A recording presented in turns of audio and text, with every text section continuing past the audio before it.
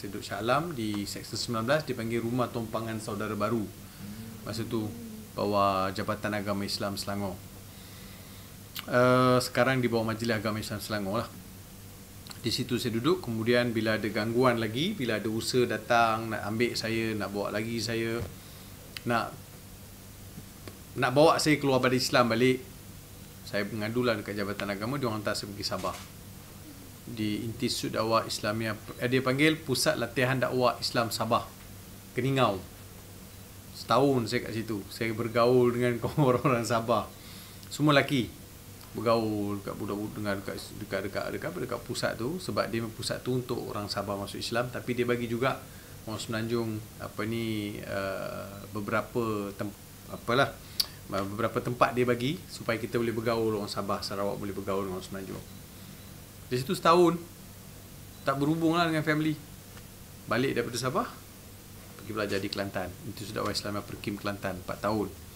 So habis di Kelantan 4 tahun, saya pergi sambung belajar di Perak. Di Perak dia panggil Ma'had Tarbiyah Islamiah, dia panggil Batu Lapan, Taiping. Daripada situ, habis itu saya pergi belajar di Jordan. Jordan saya buat first degree Universiti Ahlul Bait, first degree dalam bidang Usuluddin.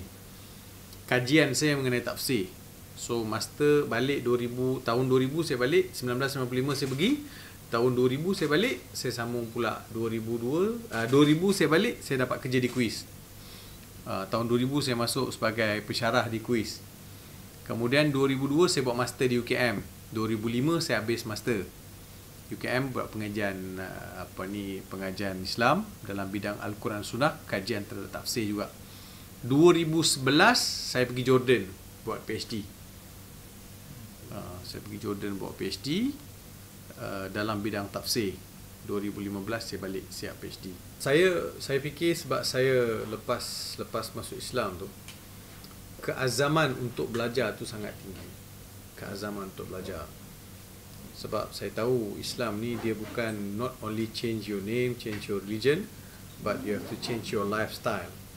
So Islam ni kan way of life kan. So kita kena tahu way of life ni mesti ada disiplin. So kita kena tahu macam mana dalam Islam ni ibadat. So saya kena tahu, bila saya belajar sikit-sikit saya diminat. So contohnya Quran. Bila saya belajar Quran dulu memang susah.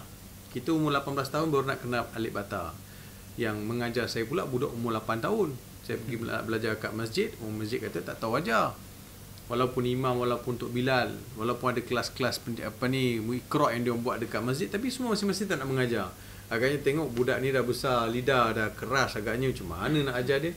Ujungnya Allah hantar umur budak 8 tahun ajar saya Quran. Budak 8 tahun.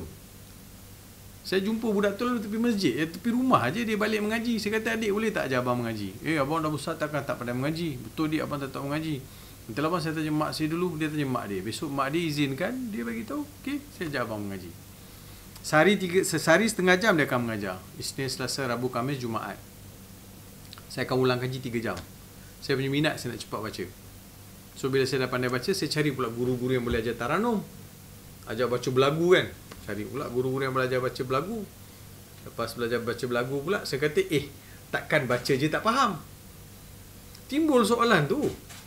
Bila saya jadi imam kan, so jadi imam orang kata, you jadi imam baguslah, bunyi baca macam Arab lah.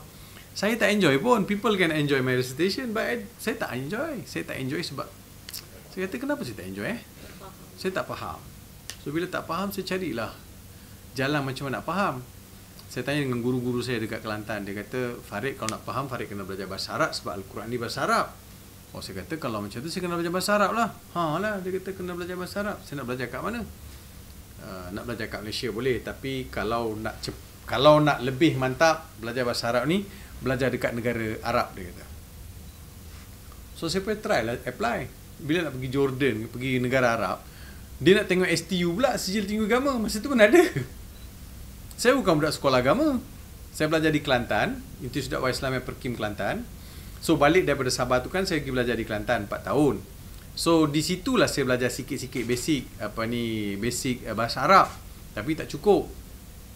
Tapi daripada situ saya develop, saya cari jalan macam mana nak ambil STU pula, Sijil Tinggi Ugama, untuk membolehkan saya jejak kaki ke negara Arab sama belajar. Saya ambil sendiri bang. Tapi saya ada masuk kelas, saya masuk kelas dekat saya ada sebut apa ni, Perak tadi kan. Batu Lapan Terung kan, Taiping kan. Kat situ saya belajar dekat maktab apa ni, maktab tarbiyah, Mahat Tarbiyah Islamiyah tu. Di situ saya belajar dekat 6 bulan STU. Tak ada basic bahasa Arab apa, belasah je belajar. Hafal. Dia orang kata hafal aja. Saya hafal, semua saya hafal. Exam, lulus. Lepas tu apply lah pakai sijil tu pergi ke overseas. Jordan dia terima lah. Dia terima bersyarat kena pergi sana belajar bahasa Arab. Pergi Jordan. Saya fly pergi Jordan. Saya pergi Jordan sebab saya nak belajar bahasa Arab. Sebab saya punya niat tu, saya nak faham Quran, saya nak faham apa yang saya baca. Itu je niat asas saya. Saya bukan jadi penceramah, bukan jadi profesor pun. Bukan jadi pendakwah, tak ada langsung. Tapi abang tengok Allah punya kerja kan. Bila kita buat satu benda tu kerana Allah, lepas tu Quran pula, dia bawa kita lebih jauh. Dia akan bawa kita jauh. So, itu yang saya dapat rasakan. Dia bawa saya jauh. Saya bermula dengan Quran. Saya tak bermula dengan lain. Saya mula dengan Quran. So, saya pergi Jordan pun sebab saya nak belajar bahasa Arab, sebab saya nak faham Quran. So, saya ambil lah pengkhususan Usuluddin. So, fokus on tafsir. Tu minat mendalam tu. So, saya buat master pun dalam bidang tafsir juga. Lagi dikaji Quran tu, lagi rasa indah. Lagi rasa seronok. Kenapa masyarakat kita ni tak rasa seronok dengan Quran? Patut kita rasa seronok dengan Quran yang kita ada kan. So, pergi balik Jordan, buat PhD pula dalam bidang tafsir. Rasa seronok. Banyak benda kita boleh bangunkan dengan ilmu. So, itu yang jadi motivasi untuk saya belajar, teruskan belajar. So, saya rasa satu-satunya yang boleh mengubah kehidupan saya adalah ilmu. Betul bang, kita ada harta orang boleh ambil, kita ada pangkat orang boleh ambil juga. Harta orang boleh ambil, pangkat orang boleh ambil, jawatan kedudukan semua orang boleh ambil. Tapi kalau kita ada ilmu, benda tak boleh ambil. Orang tak boleh ambil ilmu kita. Kita own. Itu yang seronok dengan ilmu. Sebab itu Imam Syafi'i sebut, siapa nak dunia dengan ilmu, siapa nak akhirat dengan ilmu. Siapa nak dua-dua dengan ilmu. Siapa nak dunia, siapa nak akhirat mesti dengan ilmu. Saya rasa seronok lah dengan itu yang menjadi motivasi untuk saya belajar, terus belajar, mengkaji, menulis.